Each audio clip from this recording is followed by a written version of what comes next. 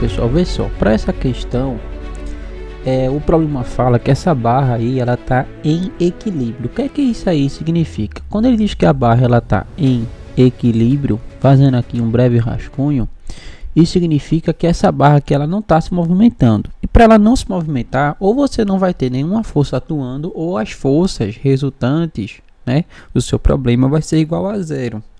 Como o seu problema disse que você está no campo magnético e no campo gravitacional, você vai ter que ter forças aí. Então a resultante dessas forças tem que ser igual a zero. Ou seja, a força resultante aí do seu problema tem que ser igual a zero. Agora, quais forças você tem agindo aí? Bom, naturalmente aqui a gente tem a força peso, tá? Por conta do campo gravitacional. E a gente vai ter uma força magnética também. Para que isso aí fique equilíbrio, essa força magnética ela tem que ter a mesma direção e sentido oposto à força peso e mesmo módulo. Então aqui está a minha força magnética. Agora observa que para que a força magnética assuma esse sentido e essa direção, já que esse meu campo aqui está entrando pela regra da mão direita ou da mão esquerda, o que vai ter que acontecer com essa minha corrente? Essa minha corrente vai ter que ter esse sentido aqui ao percorrer esse meu fio, ou seja, o sentido da esquerda para a direita, tá? Então uma parte do problema já foi solucionada. Como é que você vai solucionar a outra parte? Olha, como o módulo, a força magnética tem que ser igual ao módulo da força peso, a gente iguala os dois módulos. E essa força magnética, como é sobre um fio aqui retilíneo, a gente vai ter na expressão dela justamente o módulo do campo. Então, isolando o módulo desse campo, a gente consegue determinar qual vai ser o módulo do campo.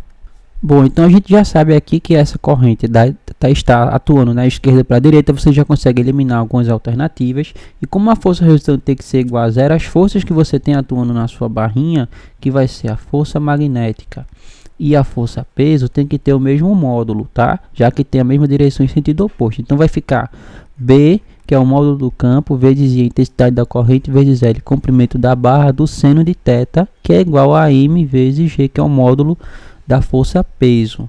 Quem é esse θ aqui, pessoal? Esse θ é justamente o ângulo que você tem entre o vetor campo e o vetor corrente, tá certo? Esse ângulozinho aqui. Só que como essa sua corrente, ela está perpendicular ao campo, já que o seu campo está entrando, então aqui você vai ficar com seno de 90 graus, já que o ângulo que vai ter entre a corrente e o seu campo é de 90 graus. Então você vai ficar aqui com seno de 90, que é justamente igual a 1. Logo, sua expressão vai ficar, se você isolar o B, que é quem você quer obter, M vezes G dividido por I vezes L. Tá certo?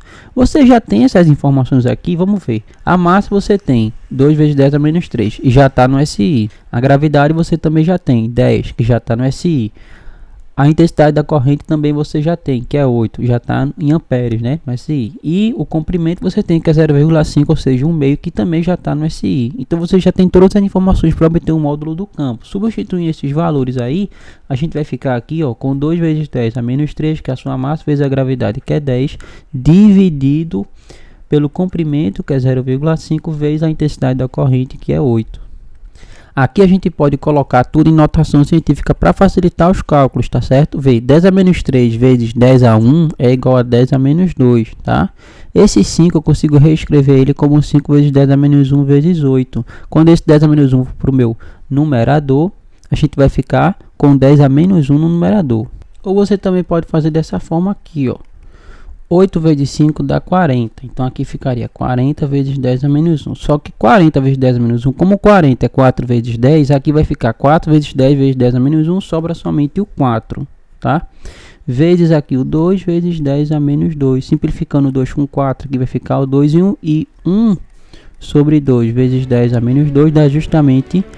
Aqui 1 sobre 2 dá 0,5, 0,5 colocando notação científica é 5 vezes 10 a menos 1, você vai ficar finalmente com 5 vezes 10 a menos 3 Tesla, sendo então aqui a sua resposta final.